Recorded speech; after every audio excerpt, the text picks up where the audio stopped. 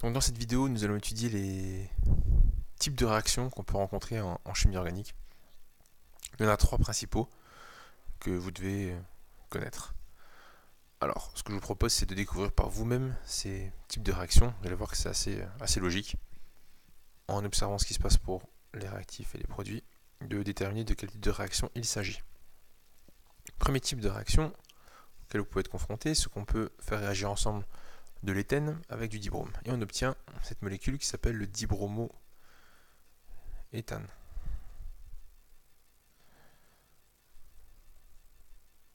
Qui n'apparaissait pas dans la nomenclature qu'on a étudiée jusqu'ici, car il s'agit d'un dérivé bromé, un dérivé halogéné.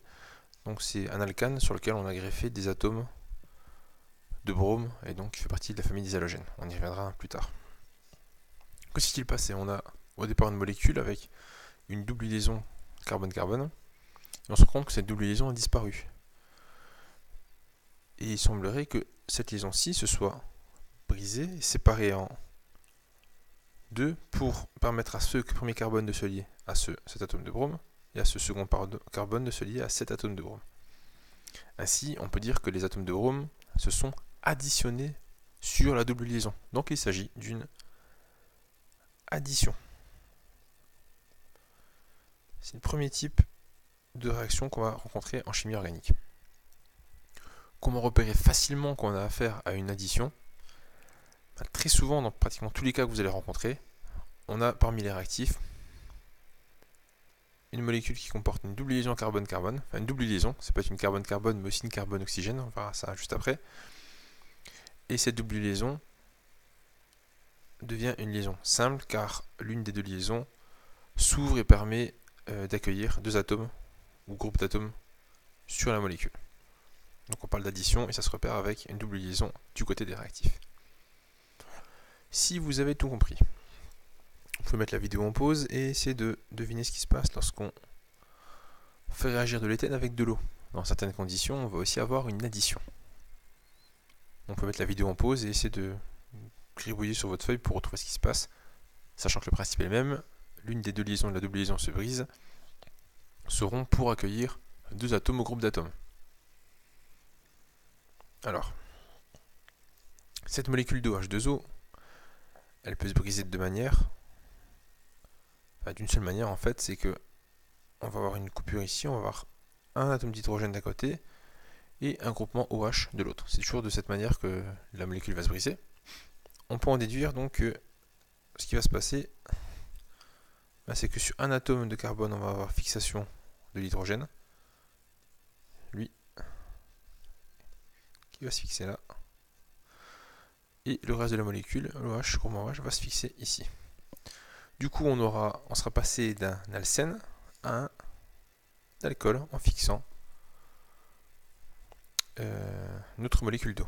Du coup, on parlera aussi d'hydratation dans ce type de réaction. Mais vous, le principe, c'est toujours une addition. On a additionné des atomes ou groupes d'atomes sur cette nouvelle molécule. Dernier exemple du même style. On part d'un aldéhyde, le méthanal, qu'on met en présence de dihydrogène dans certaines conditions aussi opératoires.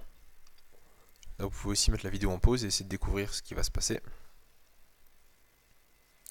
Donc ce qui se passe, c'est que cette molécule d'hydrogène va se couper en deux, et ces deux atomes d'hydrogène vont bien devoir se lier à quelqu'un, et en fait ils vont se lier pour l'un à l'atome d'oxygène, et pour le second à l'atome de carbone.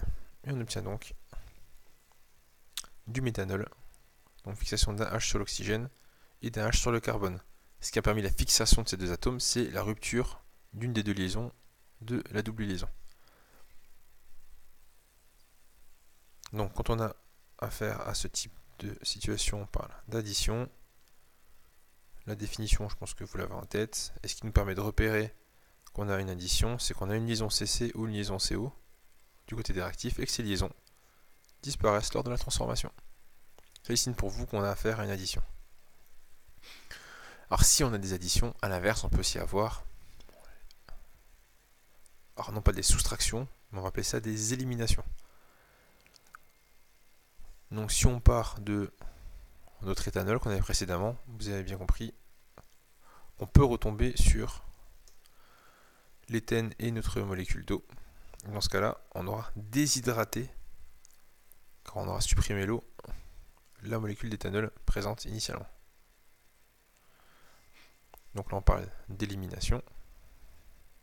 C'est le deuxième type de transformation auquel vous pourrez avoir à faire. Dans ce cas-là, le signe, c'est qu'apparaisse une liaison CC ou une liaison CO double du côté des produits. L'autre possibilité est aussi l'apparition d'un cycle, qui peut être aussi la preuve pour vous d'une élimination. Mais pratiquement tout le temps, vous aurez affaire à des apparitions de double liaison CC et CO. Dernier cas possible, et le cas que je vous présente ici. Donc on a deux molécules semblables, à la différence que celle-ci porte un atome de chlore, celle-ci un groupe OH. Donc on a ici du chloroéthane. À droite, on a de l'éthanol. Et on se rend compte qu'ici, il n'y a pas eu addition, ni élimination d'un atome ou d'un groupe d'atomes, car on a deux doubles liaisons ni au début ni à la fin. Par contre, la seule différence quand on compare ces deux structures, c'est que le Cl a été échangé et remplacé par un OH. Donc s'il y a un remplacement, en anglais, remplacement c'est to substitute, donc ce sera une substitution.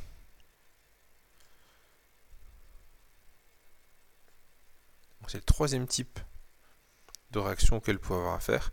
Et là, l'indice, c'est simplement que la structure n'a pas changé, globalement, à part un groupe d'atomes ou un atome qui a été remplacé par un autre atome ou groupe d'atomes.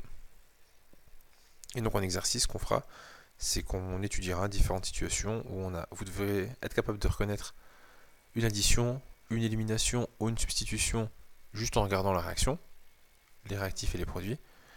Et il se peut aussi qu'on vous demande de trouver le réactif manquant ou le produit manquant, sachant qu'on a affaire à une addition, élimination ou substitution.